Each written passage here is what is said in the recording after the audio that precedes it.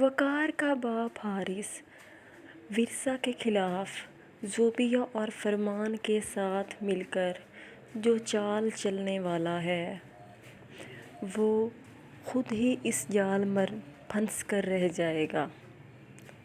یہ جاننے کے لیے اس ویڈیو کو اینڈ تک لازمی دیکھیے۔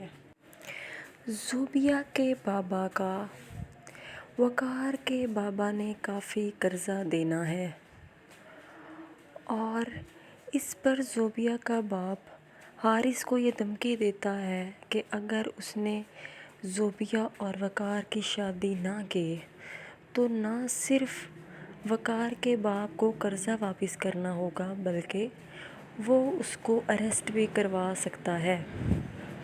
اور ویسے بھی وقار کا باپ حارث کسی طور بھی ورثہ کو بہو ماننے کے لیے تیار نہیں، اسی لیے وہ فرمان کو اپنے آفس بلاتا ہے اور اسے کہتا ہے کہ میں سب جانتا ہوں کہ ورثہ کے گھر سے چیک چوری تم نے کیا تھا اور یہ بھی کہ تم ورثہ کو پسند کرتے تھے، لیکن وقار تمہارے درمیان آ گیا۔ اب میں تمہیں ساری پلاننگ بتاؤں گا جس کے ذریعے تم نے ورثہ کے قریب ہونا ہے اور اس کے لیے میں تمہیں پیسے بھی دوں گا۔ وہ حیران ہوتا ہے کہ آپ یہ سب کیوں کر رہے ہیں، جس پر وقار کا باپ کہتا ہے کہ تم ورثہ کو حاصل کرنا چاہتے ہو اور میں ورثہ کو گھر سے نکالنا چاہتا ہوں، اسی لیے میں سب کر رہا ہوں۔ اور وہ اس کام کے لیے فرمان کو بھاری رقم بھی دیتے ہیں۔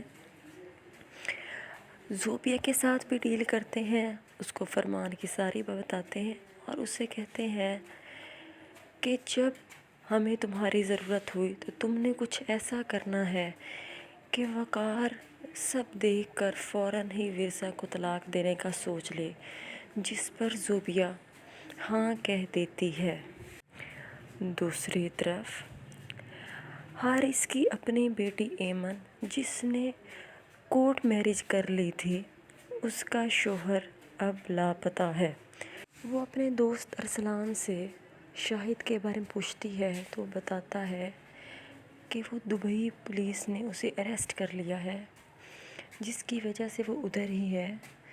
جس پر عائشہ کہتی ہے کہ کیوں اریسٹ کیا ہے، تو ارسلان بتاتا ہے کہ اس کے فادر اسمگلنگ کرتے تھے اور انہوں نے کچھ سامان اس کے بیگ میں بھی رکھ دیا، جس کی وجہ سے پولیس نے شاہد کو اریسٹ کر لیا، حالانکہ شاہد بالکل نہیں جانتا تھا کہ اس کے بیگ میں کیا ہے۔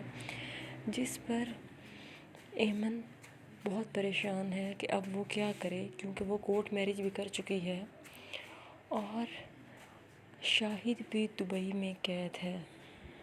اس طرح سے وقار کے بابا حارث کو دوسروں کی بیٹی کو ذلیل اور بے عزت کرنے کا انجام خود ہی پتہ چل جائے گا جب اس کی اپنی بیٹی زمانے کے سامنے رسوا ہوگی۔ مزید جاننے کے لیے میرے چینل کو سبسکرائب کریں۔ شکریہ۔